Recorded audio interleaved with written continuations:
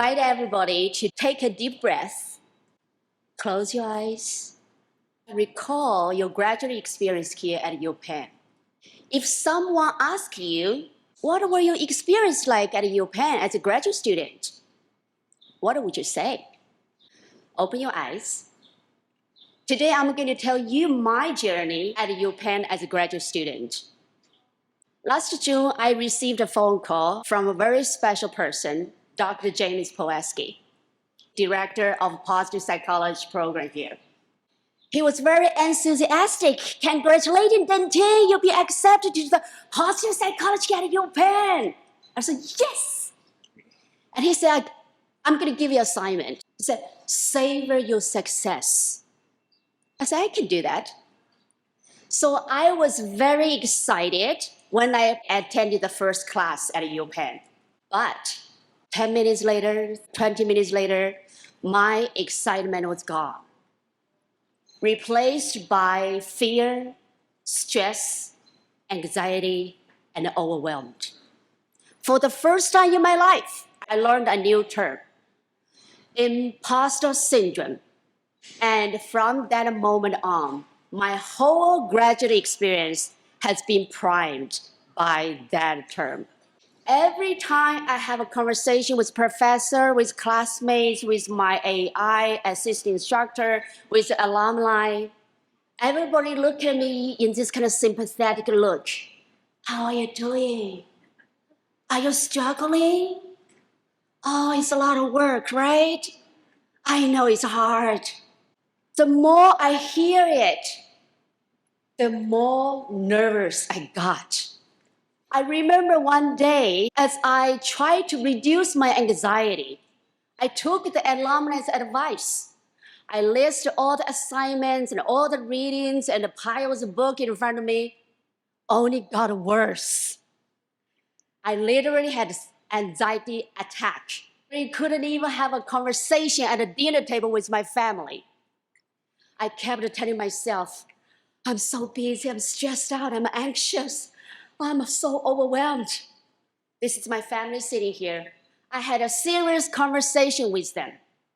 I said, darling, this year is going to be hard. I'm going to be very, very busy. I'm going to have a lot of work. My mother-in-law offered, okay, Dengting, from now on, no more house chore for you. We're going to handle everything. Your job is study, study, study. And then because I constantly feel nervous, too much work, I feel anxious, I couldn't sleep well, I couldn't concentrate, I can't work in the daytime. As a result, constantly feeling rushed and falling behind. As a result, I feel more anxious and nervous. Then one day, I made a decision. You know what? I am going to change. I am going to stop telling myself, I'm busy, I'm stressed, I'm overwhelmed. I'm going to keep telling myself, I'm okay. I'm fine. I'm not busy. I have time. And when my classmates complaining too much work, how are you doing, Dengting? I refused to join them. And my family said, oh, you don't have to do the house chore because you're busy. I insist doing the house chore and tell them, I'm okay, I have time. As a full-time student taking 4 courses, full-time educator teaching 4 courses, also working at the LPS Golf as a volunteer, organizing monthly professional events. I found a miracle happened. Hey, I'm really not that busy. I'm actually doing fine. I actually have time. I finished all my assignments on time, actually ahead of time. I'm teaching very well. As a full-time mom, I attend my daughter's weekly event every Sunday. And also I organize monthly professional events. By the way, I just received a letter. I received the Presidential Government Leadership Award because of my professional workshops. Cool, right? And the most impressive thing is, I really don't feel anxious or anxiety anymore.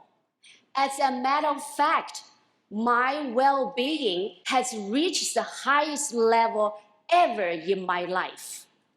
I can sleep well, eat well, rest well, exercise well, spending family time together. That's like a miracle. So you might wonder, how did this miracle happen?